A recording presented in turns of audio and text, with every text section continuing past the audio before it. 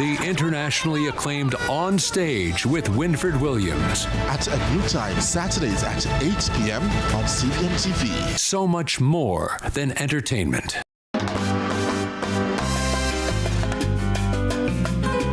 Tonight on Small Biz, Big Dreams, we take our program and use it to highlight good music. This is Small Biz, Big Dreams.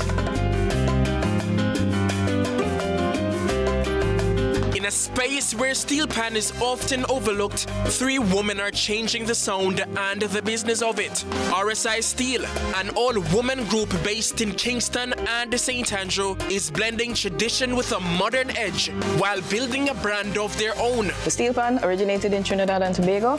It began as an oil drum. What you're seeing here is not the first raw product. This is the finished product. So it was a flat surface. What they had to do, they had to sink it. After they did that, they marked out where each note would go, and then the shape of the note, they added grooves. So one of the things that we explore that will step out of that Caribbean feel is to incorporate steel pan with contemporary music. Formed out of a need for a more professional, small-scale steel pan entertainment, the group has spent years carving out its space in the industry. But they say a major part of their mission is education, helping people understand the instrument and the skill behind it. Our live performances could include either steel pans, so steel pan chair is our most popular one. We also have packages for steel pan duo as soloist.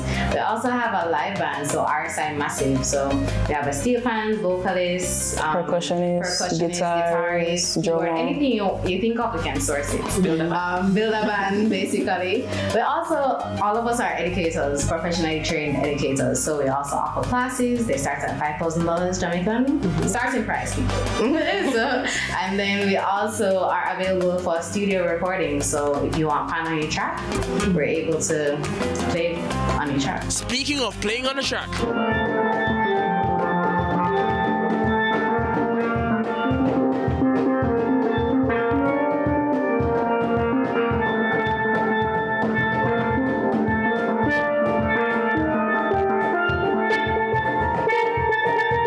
from its origins in Trinidad and Tobago to its delicate design, they say the steel pan requires care, respect, and greater awareness. You'll find people, there's an incident over Carnival, you'll find people putting things in pans or bouncing them, or like just literally, it's just, they're basically ignorant towards the fact that it's a musical instrument. It's very delicate.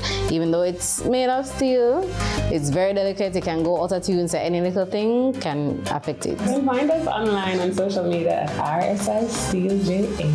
That's RSI Steel STEEL JA. And the contact numbers, my number is 876-771-8559. That's number 816-295-5892. Next week, we move forward pushing entrepreneurs onward. Until then, for Small Biz, Big Dreams, I'm Kevin Black.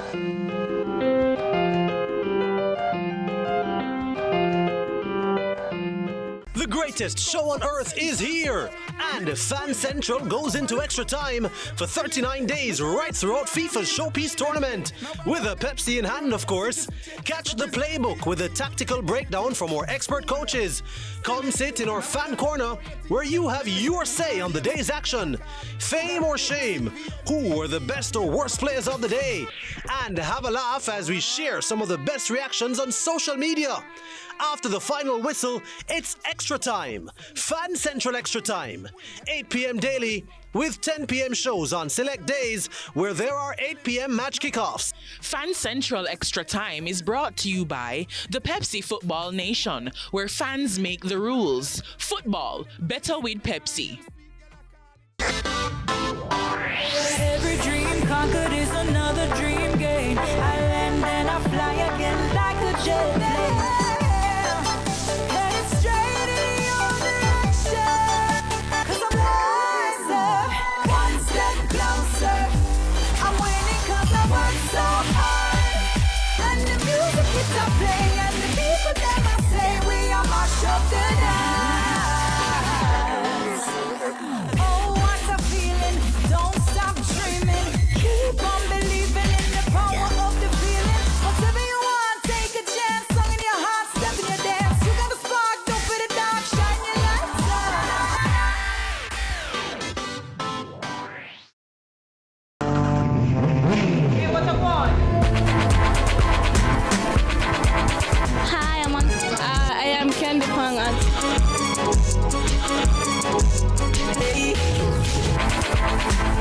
a guan?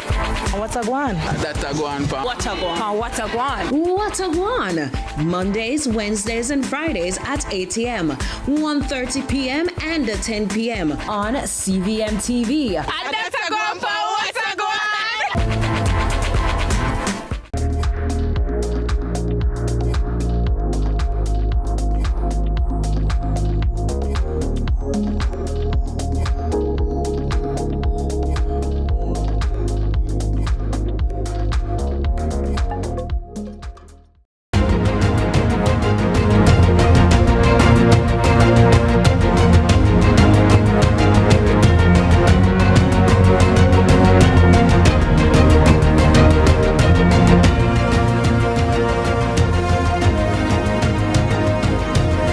Tonight, nurses at the Accident and Emergency Unit of the University Hospital of the West Indies walked off the job this morning. Long hours, dangerous patient ratios, overcrowded wards, equipment that is not there. The protest has since ceased, but the conditions that have caused it have not disappeared. The new acting chief executive officer of the UHWI joins us live. 28 Haitians are tonight in Jamaican custody, including 3 children, after arriving by boat on the shores of Portland. But as Jamaica signs a memorandum of understanding with the United States to receive third country nationals removed from America, nationals who cannot claim asylum in the United States, what does international law require Jamaica to do for the Haitians who are already here? An attorney at law joins us to examine the legal crossroads. And Keir Starmer is out. Andy Burnham is likely in. And Britain is on its way to its 7th Prime Minister in 10 years. But Reform UK is rising in the polls, and their policy would ban visa for Jamaicans and every CARICOM national that is demanding reparations. A UWI political scientist joins us to break down what Britain's instability means for this region. Plus, we hear from the U.S. ambassadorial nominee to Jamaica. Colombia emerges from a razor-thin presidential election, and New York introduces new heat protections for outdoor workers. I'm Jody Ann Quarry, and this is Lead Stories Global Lead.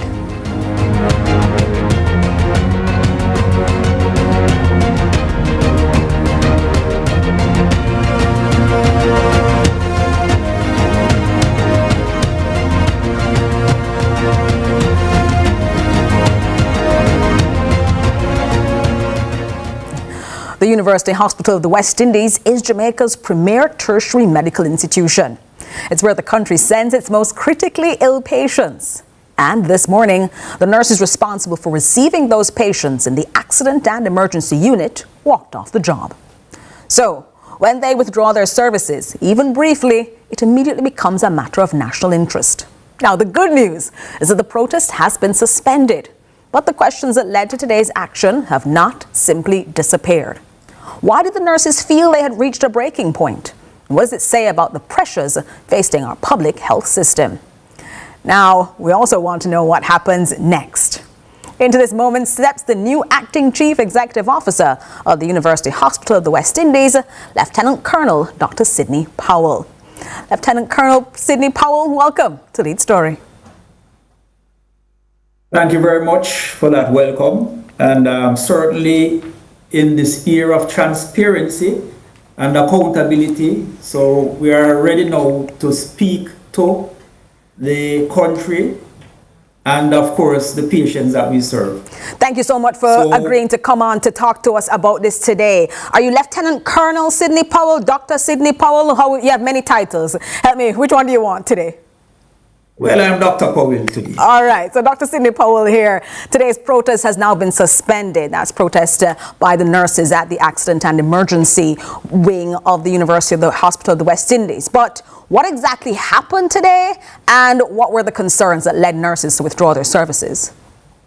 Well, thank you again for giving the University, the Hospital of the West Indies, this opportunity.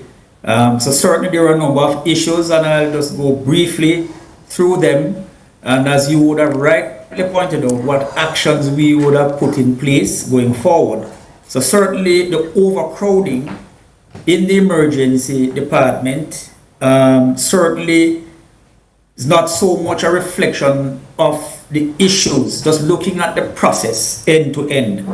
So what happens was that these patients were actually triaged, diagnosed, and were awaiting admission to the various specialty wards, right? And of course now the specialty that accounts for the largest number of our patients requiring specialist care are the patients going to the general medicine service specialty.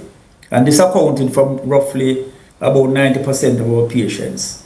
Some specifics though in the emergency room concern a spillover area in the emergency room that deals with our more critically ill patients. Of course, the stretchers were full and our emergency holding area as well was full. So the actions which took the entire team, and I must commend the team, and that's where we're going as well, with a team approach and being transparent. So what we did now, and that included clinical senior administrative staff, we literally walked through to identify now where empty beds were and where we had the bed spaces. Incidentally, we moved 50 of the patients yesterday to the wards. But of course, we had to maintain that service to our valued customers, which we did. And of course, being a premier institution, the numbers went up again, which necessitated this necessary action, this influx, and how we would deal with that. Well, that necessary action, though, no matter what it was, you've explained took place yesterday. Today, though, is when the nurses exercise industrial action. So, exactly. What happened that led them to, after the walkthrough that you did, the moving of patients, decide that today that still was not enough? Right, so there are two issues that concerns the work environment, but if you allow me, I'll get to that as well. So I'm going to outline now the actions that were done. So this is the preamble now to what led to, right? But it's hold on, Dr. Powell. There are two issues. The issues that have led the nurses to striking are issues that have led them to do so before. The Jamaica Medical Doctors Association had sent a letter earlier this year indicating that these were the concerns that the nurses had. They said that the response they had received was dismissive. Talk to us about this morning. What led the nurses this morning to decide what was done was not enough? Okay, so if you allow me to, I'll get to that. Agreed? Well, we don't have a lot of time, Dr. Powell, so I want you to be able to explain that to the nation. So good. That's what I'm doing. So, again, there are two issues. One concern the working environment, and the other one is the overcrowding, and both are connected. You can't separate both. Agreed? So what happened? The working environment consisted now of the nursing lounge, which we addressed it. The other one concerned the direct environment and the overcrowding. So clearly we had to address both, and that was done successfully today. And that include finding the bed spaces. So the A&E doctors and the nurses have done their job, is to move the patients out of the area. And that is what we did. So that is what would have led the nurses to go back to work today, Dr. Powell? Why they went back is that we met with them and we walked through with them in that area, and we addressed every concern that they had. That is why they went back to work. And I gave them the assurance that it will be fixed, and we have started to fix all the issues already. Some will be immediate, some will require a short-term strategy, and of course a long-term strategy. If you want, we can address some of those issues. Well, so it's going to be so important.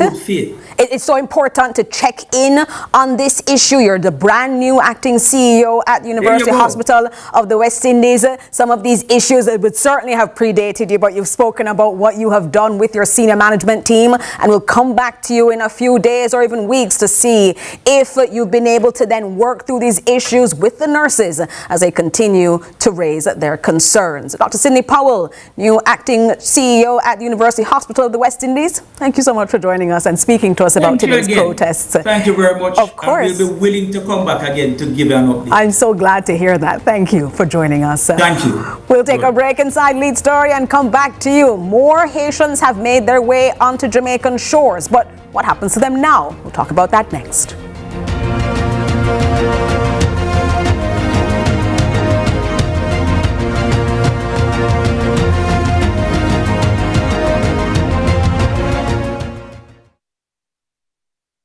Jamaica's unemployment rate has fallen to 3.3%, down from 13.2% in 2016.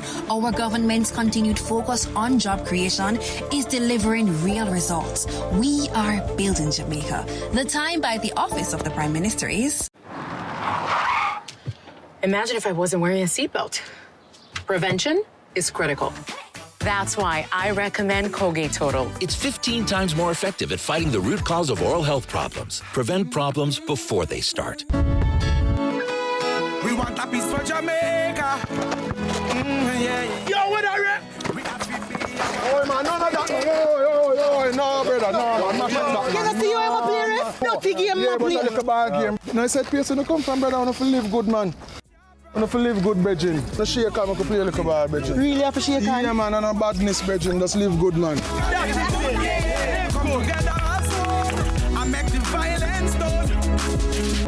Let's delve deep into the issues. We'll take you beneath the surface.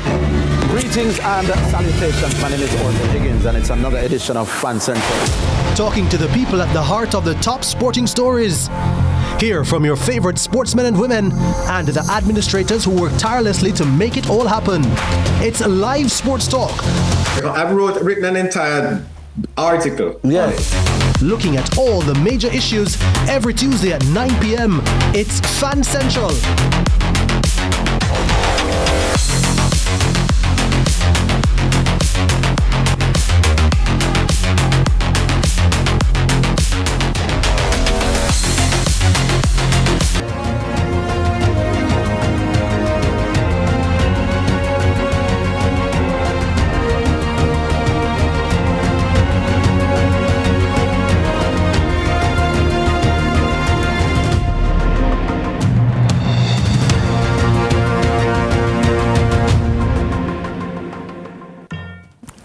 On Saturday night, a boat arrived on the shores of Portland, Jamaica. On board were 17 Haitians, 10 adult males, 4 adult females, and 3 children. They were taken into custody by Jamaican security forces. Yesterday, 6 more Haitian males were detained by police in Portland. The total number of Haitians now in Jamaican custody is, as we understand it, 28. For many, this is a story about border security. For others, it's a humanitarian crisis. But tonight we want to examine it through a different lens, the lens of international law. Because at the same time Jamaica is discussing third country national arrangements with the United States, questions are now being asked about what obligations we owe to people who arrive here directly seeking protection. Prime Minister Andrew Holness said today that while Jamaica agreed, or rather what we agreed to, is not a third country national agreement at all, but instead a skilled worker exchange. It's a brand new characterization, and it's in direct conflict with what National Security Minister Dr. Horace Chang confirmed publicly, that the Memorandum of Understanding between the U.S. and Jamaica covers a transit of foreign nationals removed by the United States. So, the legal question tonight is this. If Jamaica is prepared to receive third country nationals whose asylum chain has been broken by the United States, what are we supposed to do? What's our legal and moral basis for not offering equivalent protection to 28 Haitians who arrived on Jamaican shores? Dr. Marcus Goff is an attorney at law, and he joins us now inside Lead Story. Dr. Goff, welcome to the show. Thank you so much, Jodian. Thanks for having me. Dr. Goff, let's start with the basics. We now know that 28 Haitian nationals are in the custody of the Jamaican authorities. From the moment they arrive on Jamaican territory, what rights, if any, do they have under international law? Well, they have the right certainly to be interviewed and to be assessed in terms of what we call the refugee protection needs. So that means to ascertain from them, through interviewing them, of course, in their own language, whether or not their flight from Haiti, of course, flight, I mean, by boat, was as a result of any of the circumstances that the Refugee Convention gives as grounds for a person to be entitled to refugee status, refugee protection. So essentially, if they're fleeing from a situation where there is discrimination or persecution, result of race, class, or social grouping, etc., then they would be able to apply for asylum in Jamaica and to have due process in that regard administered to them and for them. This is a big and complex issue, Dr. Goff, and many words are being thrown around in this scenario. Words like migrant, asylum seeker, and refugee, and they're often used interchangeably. Legally, though, they're very different categories. So help us understand this distinction. What's a migrant versus an asylum seeker, and do they automatically become an asylum seeker, and who is a refugee? Right, so a migrant is someone who is moving from, one country to another country, which could be for a variety of different reasons, right?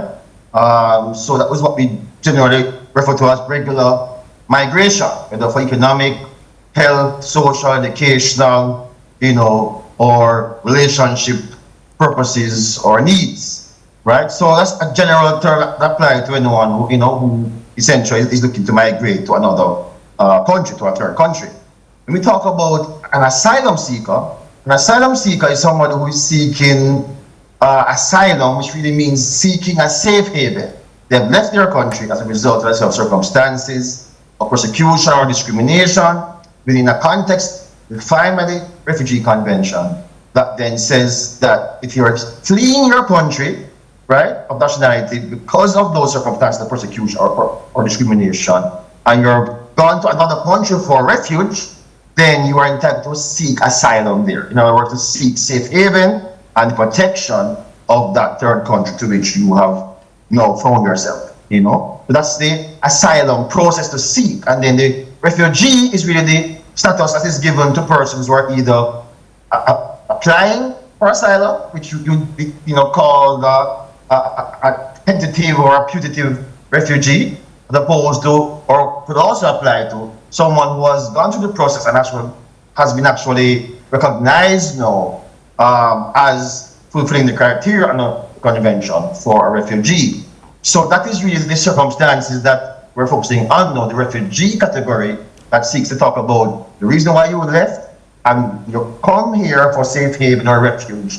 And that is where the obligation on the third party state like Jamaica would now kick in on a convention to ensure due process, fair treatment, constitutional and human rights are met, and that there's a adjudication that is fair, reasonable, transparent, and allows you to see whether or not you're entitled to meet the criteria here for refugee protection. All right. So if I understood Dr. Goff, migrant, anybody moving to another country, whether it is that they're going for work or business or for love. That's let's move that out here, because these individuals we're talking about here have left their country, and they have often argued that there are reasons that they cannot stay in Haiti. So we have those two categories: asylum seeker and refugee, those who are in the process and those who are then declared as persons who can get some help or assistance from some third state. Is that an accurate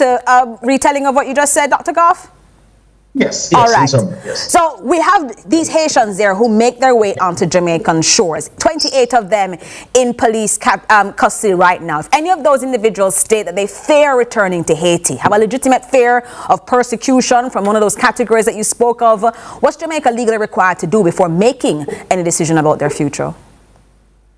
Right, so they're first required to do an individual assessment, right?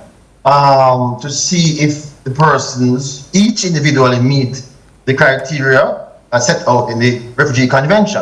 And I should say as well that we also have the Cartagena Declaration, right, which is a more recent international convention or international arrangement between certain states that also recognizes refugees who are fleeing their country of origin or nationality because of circumstances of that actual disaster and emergencies such as what we are seeing in Haiti as well. So for us in this part of the world, we should not, I think, ignore that aspect or that definition of refugees also.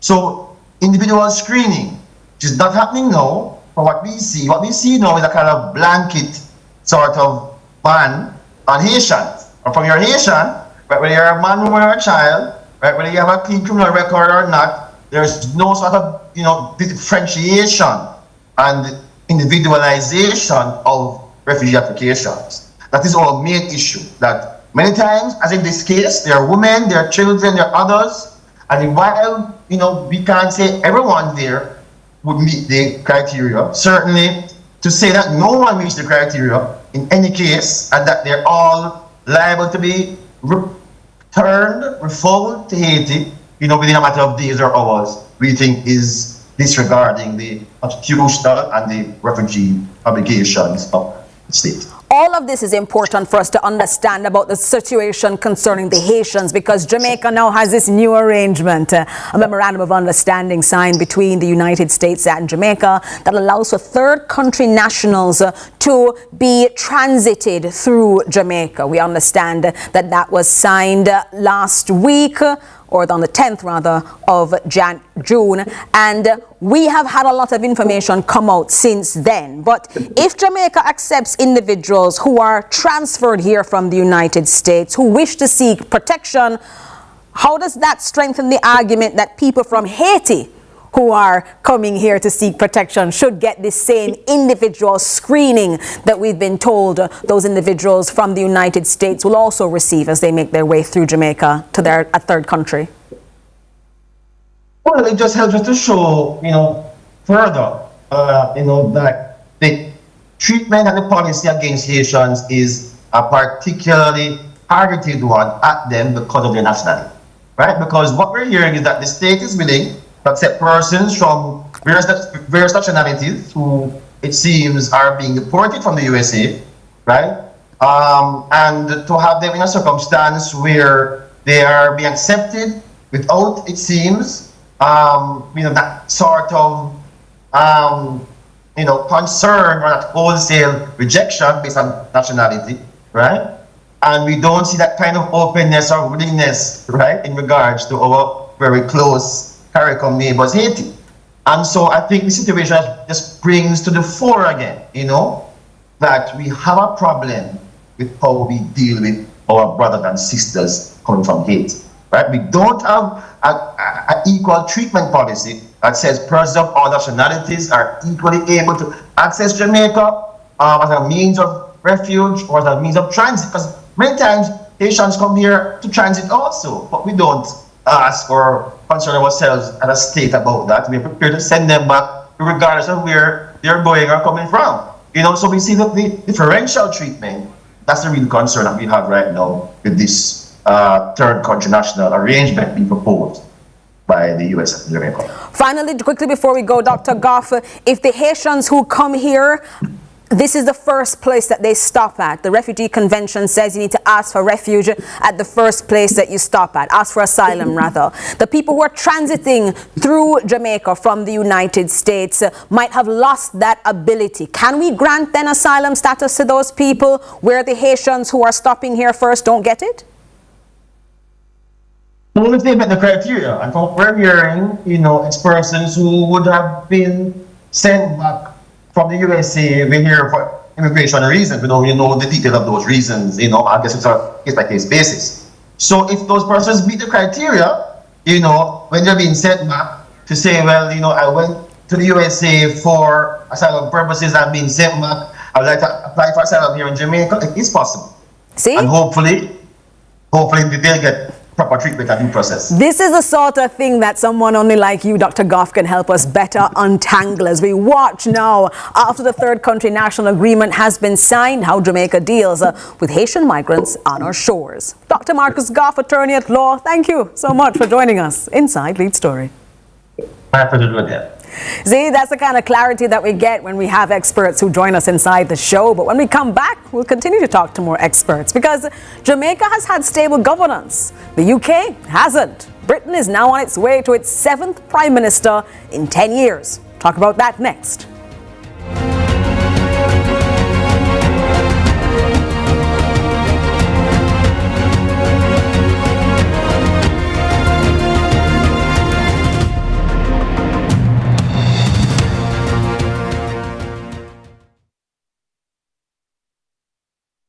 At Hawkeye, we work hard to develop state-of-the-art security solutions like our new Total Connect smart home automation system that gives you 24/7 access to control your appliances, lights, cameras, and doors using your smartphone, tablet, or PC. As the most trusted electronic security company in Jamaica, Hawkeye has the fastest response times to get to you when you need us most. Trust Hawkeye's Total Connect. Hawkeye, securing what matters most. Jamaica, make we do the right thing. Make we live good today for a better tomorrow. Talk it out. Don't fight it out. The time by the Ministry of National Security is 6:30. You notice how life nice when you eat good? Natural feed, fresh grass, no stress. Stress? I don't know her. They say happy cows make better milk. Well, just look how happy we are. And I'm sure you can taste the difference. So move to the best milk ever. True Milk. This football season, don't just watch the action, be part of it. With Chris and Charles Score Big Loan Promotion, upgrade your TV, plan that trip, or handle what matters most, fast and easy. And here's the best part. Every loan gives you a chance to win one of 3 58-inch smart 4K TVs. So while your favorite team scores on the field, you could be scoring big too. Promotion runs May 11 to July 20, 2026. Visit any branch or Chris and Charles for details. Conditions apply. Authorized under Section 58.3 of the Betting, Gaming and Lotteries Act. Score big this football season on and off the field.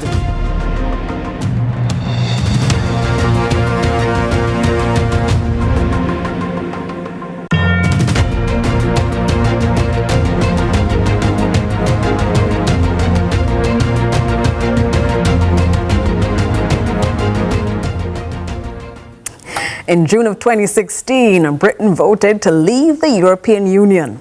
Since that moment, the United Kingdom has not been able to sustain stable political leadership for more than 2 years at a time.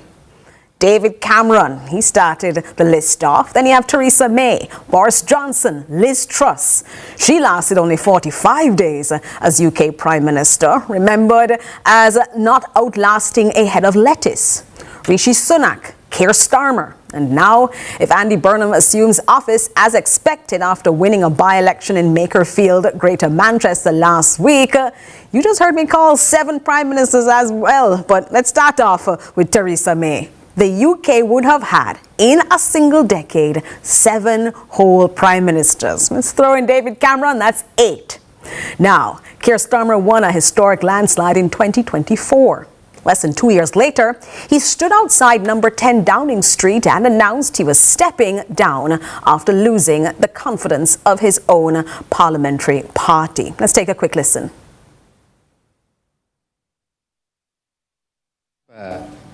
The chance to change the lives of millions of people for the better. That's what I came into politics for. The journey to that point was not easy. 6 years ago, I inherited a Labour Party that was politically, financially, and morally bankrupt. I was told time and time again that my party was finished, that we were consigned to history, that a majority at the general election, let alone a landslide majority, was impossible. But we proved those people wrong. Well, he proved them wrong for a short period of time, but that same speech that he made before number 10 Downing Street was also his resignation speech, indicating that the Labour Party no longer trusted him to lead them into the next elections. The proximate cause for him stepping down was what happened in May of this year, local elections, in which Reform UK, the party led by Nigel Farage, won 14 local authorities and 1,453 council seats. Sky News, modelling now projections, rather projects that Reform UK will win 284 seats in the House of Commons if a general election were held under current conditions. But this is a global lead and global lead for us. For CARICOM, though, we have to watch this because this political drama might impact us as well. Reform UK has proposed what it calls a reparations lock, a policy that would suspend all visas, including work visas, study visas, family visas and visitor visas for nationals of any country formally demanding reparations from Britain. Jamaica is on that list, so is Barbados, so is Trinidad, and so is every CARICOM member state that has endorsed the CARICOM Reparation Commission's 10-point plan. Well, Andrew McDaniel is an assistant lecturer in the Department of Government at the University of the West Indies, and he joins us now. Mr. McDaniel, welcome to Lead Story. Thank you for having me. Thank you so very much. Now, for many Jamaicans who are watching this, what a drama indeed. 7 prime ministers potentially in 10 years. I could add David Cameron to that. That would make it 8. For many Jamaicans, it's as though Britain is constantly changing prime ministers. Why has the country experienced so much political turnover over the past decade? Well, the root of it is really and truly Brexit, which is the UK's decision to leave the European Union, which the UK voted on in 2016 after that referendum vote. Now, the first explanation that would have pointed out by David Cameron was him saying that if it is that the UK would have lost, or the Conservative Party lost that Brexit vote, and that is the Conservative Party at the time decided not to support leaving the European Union. So David Cameron determined that if it is that his party lost the Brexit vote by referendum, then he would have resigned. Now, the objective for every Prime Minister subsequently would have been to sort of strike a Brexit deal, which would have saw a transitionary period with the UK leaving the European Union. And the first 3 Prime Ministers following David Cameron would have struggled to find that Brexit deal, to strike that Brexit deal, which would have led to Theresa May resigning. And then, of course, her resignation, we saw Boris Johnson come into office and he managed to close the Brexit deal. But even though he had closed the Brexit deal, of course, scandal during the COVID-19 pandemic led to him resigning before he could finish the transition. And then he got Liz Truss, of course, who only served 45 days. And even though she was supposed to finish the work of Boris Johnson, what you saw under her leadership was constant economic turmoil. And then that led to Rishi Sunak, who barely served a year or so until the elections. And now we got to the point of Sir Keir Starmer, who campaigned on ideas of change. And what the British people are saying is an entire opposite of the campaign agenda. So Britain is still in that transitionary period since 2016, and they haven't really and truly found themselves since their leave from the EU. Well, you certainly put us in context, Andrew McDaniel, helping us better understand what exactly was going on in Britain. But the announcement by Sir Keir Starmer yesterday has now indicated that he isn't just leaving immediately, that he will stay in office until Labour, that's the party he represents, elects a new leader. How does that transition process work, and why is there no need for an immediate general election as a result of the resignation of Sir Keir Starmer yesterday? Yeah, so it's political chaos in the sense of you don't want a quick transition in leadership. Now, one of the things is that the parliamentary democracy, the central feature is that the office of the Prime Minister is not an elected office. You have to be an elected representative to hold the office, but the office by itself is not an elected office. So the Prime Minister is normally appointed by the Parliament, the legislature, by support of the Parliament, which means that if it can maintain, or if the Prime Minister, he or she can maintain popular support in the Parliament, then they can hold the office. Now, usually the party with the majority in Parliament, they're the ones who nominate and then, of course, appoint the Prime Minister because they have the majority. Now, the British Parliament is really and truly dynamic. It's not just like in Jamaica, just to put in local context. It's not like Jamaica where there are only 2 parties, being the JLP and the PNP, sitting in our Parliament. In the British Parliament, the UK Parliament, is multiple parties. It's a 2-party system, but there are multiple parties holding seats in the lower house in the British Parliament. The Green Party, the Scots, the Liberal Party, and now we see Nigel Farage with Reform UK. So the process in selecting a new Prime Minister requires that multi-party collaboration, but also internally, the Labour Party seems to be disjointed over the move by Keir Starmer to resign. So whoever is coming as the new leader of the Labour Party has to sort of rally the base of the Labour Party, including all the backbenchers in the Labour Party and all the central figures in the Labour Party. So that new leader has to ensure that they maintain the support of the 400 plus Labour MPs in the lower house. So it can't just be that we're selecting this new person as the leader. No, you have to have some support from the Labour Party. So that takes some time. And remember Burnham, who is the forerunner to become the new Labour leader and Prime Minister, he just recently won his seat in the lower house. So it takes some time for the Labour Party to be acclimatized to him in terms of who he will be as the Labour Party leader. and further the Prime Minister. But Andrew McDaniel, Andy Burnham, who is that person who has emerged as a likely successor, was a phenomenal Greater Manchester mayor. He was somebody who raised himself and his profile to national levels. He has been a politician for about 20 years, and politically, he is someone that is seen to be a good, stable person that can lead the Labour Party into a win into the next elections, even though Nigel Farage and the Reform Party, Reform UK, look like they're hot on their heels. Does he have a new vision for the Labour Party, or is he just the same as Keir Starmer in a different face? What Burnham provides is structure. Now, I want to quote leader of the opposition, which I don't really do because of her ideology for the most part. But leader of the opposition, Kimmy Badenoch, right? What John said is that the Andy Burnham, being mayor of course Northern Manchester, that's not the entirety of the UK. Like if you're leading the United Kingdom, it requires leadership over Wales, Scotland, Northern Ireland, and Britain. You know, leading Manchester and designing policy in Manchester is one thing, but to design policy for the entire country is another. And I think the Labour Party is following the model of the Conservative Party, in which the Conservative Party would have positioned Boris Johnson to become leader of the party as a mayor prior. And of course, because of his success in London, he would have, experienced some success as leader of the Conservative Party before the scandal with the COVID-19 pandemic. And he was one of the list of the 7 prime ministers, so he didn't make it very long either. No matter if he had success as a mayor, he still had a hard time holding on to the position of PM. Yeah, but his resignation, Boris Johnson's resignation, it wasn't a matter of performance really, because as I said, after the entire Brexit deal and trying to close that Brexit deal, Boris Johnson was the Prime Minister who came after Theresa May to sort of close that Brexit deal. And in terms of policy performance, he wasn't doing a bad job. As I said, it was more so a matter of the COVID-gate scandal, as they call it, and the scandal in COVID-19, which we have saw Boris Johnson having to tender his resignation, because COVID-19, the pandemic itself, had significant economic impacts on most countries, including the UK. So it was a matter of performance of Boris Johnson.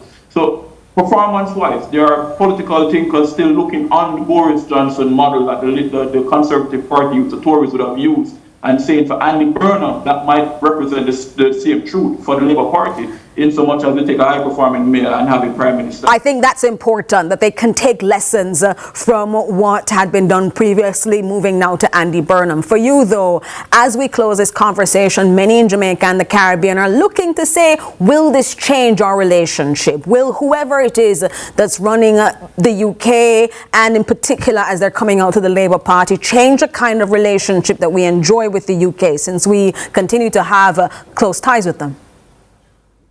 Yeah, so I think, and this is where I want to sort of commend the diplomatic work by entities such as the British High Commission, because the truth is Jamaica and by extension Caribbean and UK relationships have been consistent, and I know over the past 8 or 9 years it was Conservative leadership, and prior to it was Labour, and now back to Labour again. But the foreign policy approach by the UK towards the Caribbean has really and truly been consistent. So even though we've seen some inconsistency with domestic politics, foreign policy, they've been consistent. Now, I know you said earlier that the suggestions are that Nigel Farage and Reform UK might assume leadership in the future, but the truth is, coming out of the UK, it seems very unlikely. It's a populist party, and there are many persons who are ready to rally behind and provide major support for a general election. So it's unlikely that Farage will become the new Prime Minister of the UK. If he should, however, then of course that would significantly change the relationship between the UK and the Caribbean, simply because of the ideological perspective of the Reform Party. But as it stands, if the leader remains a part of either the Labour Party or the Conservative Tories,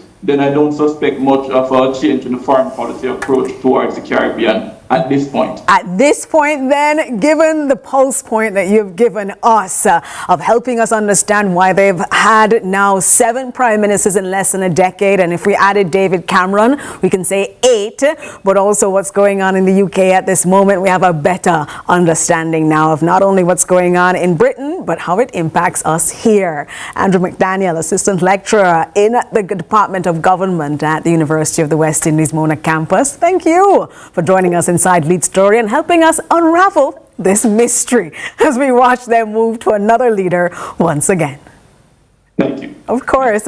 When we return, we first look at Jamaica moving closer to getting a U.S. ambassador and other stories inside Global Current.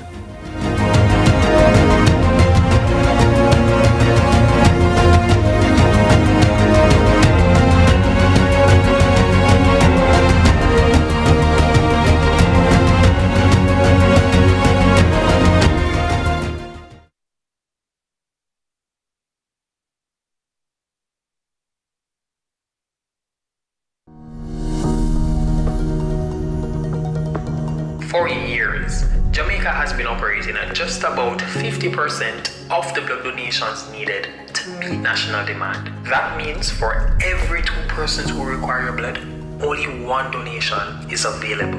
And the truth is, many of us only think about donating when there's a tragedy. But hospitals need blood every single day. With a single donation, you can make a big difference. You are somebody's type. Donating blood is easier than most people think. Once you are 16 years or older, with parental consent at 16, you can donate. 17 to 60, just walk in and register. Up to 65 if you're a regular donor. You will need to present a government-issued ID. If you weigh at least 110 pounds and you're in good health, you're likely eligible. Controlled high blood pressure? That's okay. Diabetic but not on insulin? That's okay too. Tattoos or piercings older than 6 months? You can donate. We do a quick check of your hemoglobin level. If it's 12.5 or above, you're good to go. You will also have a short conversation with one of our medical professionals just to ensure that donation is safe for you.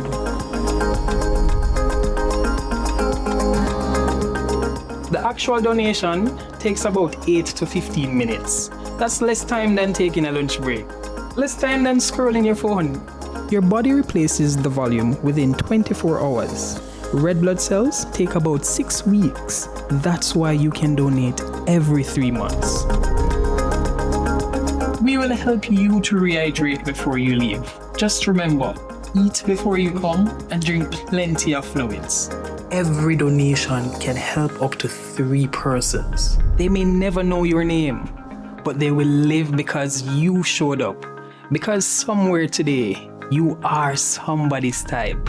When we give a little, we make a big difference. A mother after childbirth, a child with sickle cell disease, a patient undergoing surgery. Right now, donations are at 40 to 50% of what's needed, which means there is room for more of us. It's simple, it's safe, it doesn't take long. If you're able, consider giving. We'll be here to welcome you.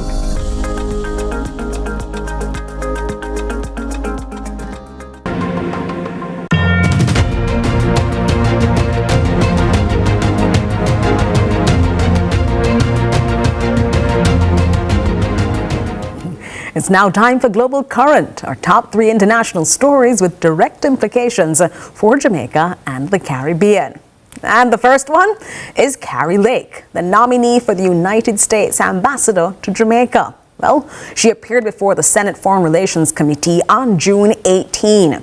And she told the committee she's traveled to Jamaica more times than she can count, and that she spent her honeymoon there. She also said she would prioritize dismantling crime, improving business relations, and strengthening disaster preparedness cooperation if confirmed. But the most significant moment in the hearing didn't come from her, but from Senator John Curtis, who pressed the nominee on China's growing footprint in Jamaica. Let's hear from ambassadorial nominee Carrie Lake as she talks about what her priorities will be if she becomes ambassador to Jamaica.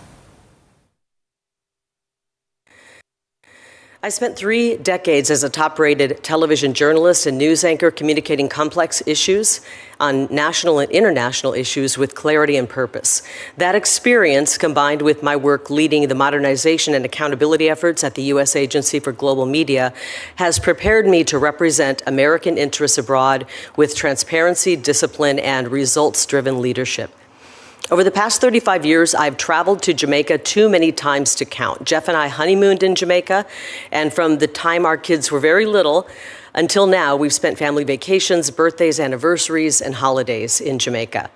Yes, of course, Jamaica has beautiful beaches and mountains and waterfalls. That's a given, but it's the incredible Jamaican people whose warmth, friendliness, and deep pride in their country keeps us going back. When Jamaicans put their hearts into something, they succeed, from earning Olympic gold medals to creating entire musical genres like reggae to creating businesses. Nothing can keep a Jamaican down. It's evident that God is a source of strength, guiding Jamaica through challenges and shaping the nation's character. There are more churches per square mile in Jamaica than anywhere in the world. And as a woman of faith, I really admire that. We have a shared belief that through God, all things are possible. Jamaica is one of our largest trading partners in the Caribbean, with bilateral trade in goods exceeding $3 billion in 2025. Americans account for more than 70% of the tourists visiting the island. And Jamaica is a key security partner and a founding member of the America's Counter-Cartel Coalition, combating narcotics trafficking in the region. These deep economic, security, and personal ties are the foundation of a strong and enduring relationship. Under the Trump administration, we are renewing our focus on strengthening partnerships in the Western Hemisphere, recognizing that our neighbors are vital partners in creating mutual security and prosperity. If confirmed, I will focus on 4 priorities. First, keeping Americans safe, protecting the tens of thousands of U.S. citizens living in Jamaica, along with the roughly 2 million who visit each year, is a core responsibility. With hurricane season now underway and after 2 devastating storms in the past 2 years, it's especially important that this role is filled soon and actively engaged to work with the Jamaican government to strengthen preparedness, improve coordination, and respond effectively to future disasters. The United States and the American people stood firmly with Jamaica during its recovery from the catastrophic Hurricane Melissa and acted with compassion and generosity. If confirmed, I will build on that commitment and ensure this critical work continues. Second, strengthening security cooperation. I will work closely with the Jamaican government to dismantle transnational criminal organizations, disrupt drug trafficking, and combat financial scams targeted at vulnerable Americans. And third, advancing American economic interest. I will advocate for U.S. businesses' work to address trade barriers, such as Jamaica's long-standing restrictions on U.S. pork exports, and promote American investment, especially as Jamaica continues to rebuild. I will work to ensure American companies can compete and succeed as we deepen our economic partnerships with Jamaica. And fourth, we must counter China's growing economic influence less than 500 miles from our shores. The Chinese Communist Party has made strategic investments across the Caribbean in ports, infrastructure, and critical sectors that carry long-term security implications. In a region this close to the United States, those efforts are not just economic, they are strategic. I will work to ensure that Jamaica continues to choose transparency, sovereignty, and partnership with the United States over dependence on actors whose interests do not align with our shared values. So we're watching that as the confirmation process continues. Jamaica could be getting a new U.S. ambassador, but you heard there, this comes at a moment of heightened geopolitical tension. So we'll be watching that closely. Second story is what's going on in Colombia and them getting a new president as a very, very close election. So razor thin, in fact, that there might be a challenge. More in this report. Morning after Colombia's closest presidential election ever, the country woke up deeply polarized, split between 2 very different visions for its future. I voted for Del Espriella because I didn't like the other candidate. He's a communist since birth, and I don't agree with communism at all. I think there could be setbacks to social and progressive policies, but what worries me most is the possibility of interference in the justice system, pressure on journalists, and persecution of opposition leaders. Compatriotas! Abelardo de la Espriella, a far-right outsider who calls himself the Tiger, is leading leftist candidate Ivan Cepeda by less than 1 percentage point. If confirmed, he promises a dramatic political shift. rolling back key left-wing policies, reviving an all-out offensive against armed groups, and slashing the size of the state by 40%. His opponent stopped short of conceding on Monday, saying his campaign has filed around 57,000 complaints that it wants electoral authorities. 57,000 complaints, but has already been congratulated. That's the president of Colombia by the U.S. Secretary of State. He also received support from President of the United States, President Donald Trump.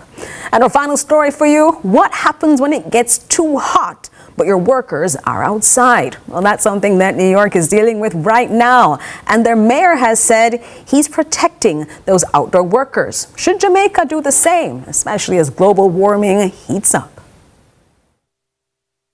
More than 1.4 million New Yorkers, a third of our city's workforce, work outside for extended periods of time. Without paid breaks or easy access to restrooms, these workers have a higher risk of heat exhaustion, heat stroke, dehydration, and serious diseases like liver failure and kidney disease. Every year, more than 500 people in our city lose their lives due to the heat. And as climate change accelerates, summers are only growing hotter and more dangerous. Last year, we witnessed the hottest day in New York City in over a decade.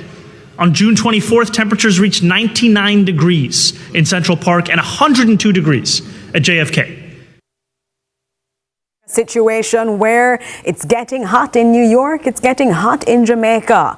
And the mayor of New York, Zoran Mamdani, has signed an executive order. Should Jamaica look into doing something similar to protect our outdoor workers? I'm Jody Ann Quarry, and that's it for today's edition of Lead Stories Global Lead. On behalf of the entire CVM production team, thank you for watching.